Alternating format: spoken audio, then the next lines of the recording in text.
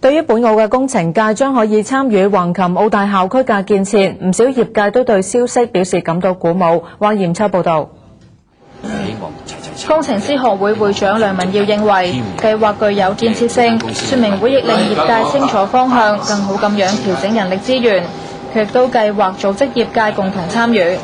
大家睇到嗰個設計啊，係有成80幾棟嘅建築物啊，相信佢嗰個複合設計包括建築啊、基礎啊、結構啊、機電嘅設計啊，咁相信呢，我哋嗰度係會用大量嘅則師啊、工程師嘅現時澳門嗰啲顧問公司，相信佢人手會比一間去處理會比較吃力啲。咁我哋會考慮咧係組織我哋嘅業界係希望齊參與嘅啫。工程界嘅立法議員麥萃聯表示，本地業界應該好好把握今次粵澳合作嘅機遇。如果呢次橫琴好順利咁，